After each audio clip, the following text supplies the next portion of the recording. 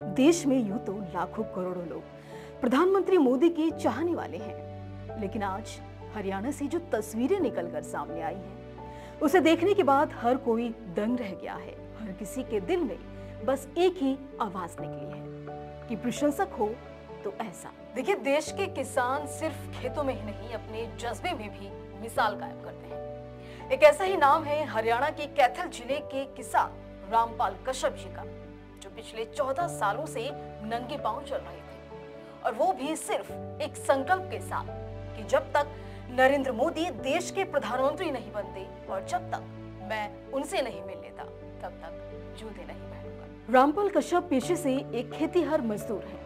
खेतों में मेहनत करते हैं, मिट्टी से दोस्ती निभाते हैं, खेती करते हुए धूप, बारिश, सर्दी, गर्मी सब सहते रहे, लेकिन अपने संकल्प से नहीं टिके।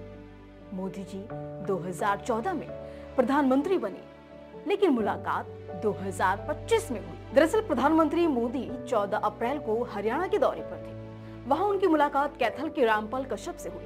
पीएम मोदी के सामने जब रामपाल कश्यप पहुंचे तो पीएम मोदी ने कहा, अरे भाई, ऐसा क्यों किया? क्यों अपने आप को कष्ट देते हो? और फिर जो हुआ उसने हर किसी का दिल छू लिया। पीएम मोदी ने रामपाल को अपने हाथों से एक जोड़ी जूते भेंट किए और उन्होंने पहली बार 14 साल बाद जूते पहने, वो भी अपनी प्रिय नेता के सामने। तो आज हम तुमको जूता पहना रहे हैं, लेकिन बाद में फिर कभी ऐसा करना नहीं है। नहीं। कभी नहीं। काम करना चाहिए। ऐसा क्यों कर रहे हो? अपने आप को कष्ट दे रहे हो।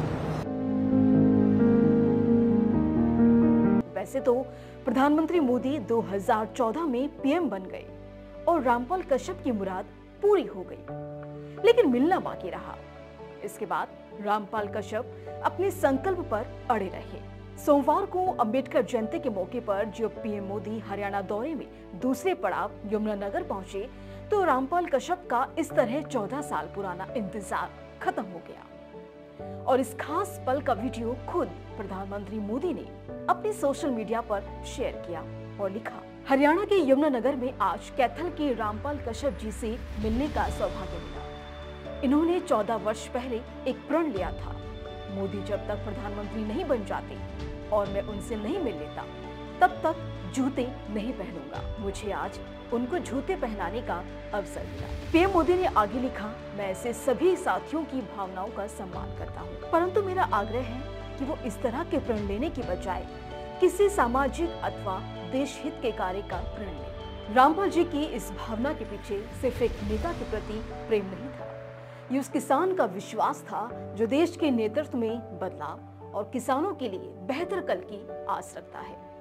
उनकी कहानी हमें ये सिखाती है कि सिर्फ किसान अन्नदाता नहीं, बल्कि देश की आत्मा है, और जब देश का नेतृत्व उनकी भावनाओं को समझता है तो एक नई उम्मीद जागती है। रामपाल जी की इस भावना के पीछे सिर्फ एक नेता के प्रति प्रेम नहीं था, ये उस किसान का विश्वास था जो देश के नेतृत्व में बदलाव और किसानों के लिए बेहतर कल की आस रखता है। उनकी कहानी हमें ये सिखाती है कि किसान सिर्फ अन्नदाता नहीं, बल्कि देश की आत्मा है, और जब देश का नेतृत्व उनकी भावनाओं को समझता है तो एक नई उम्मीद जागती है। फिलहाल के लिए हमें दीजिए इजाजत, और ऐसे ही तमाम अपडेट्स के लिए बने रहें कृषि जागरण के साथ। धन्यवाद।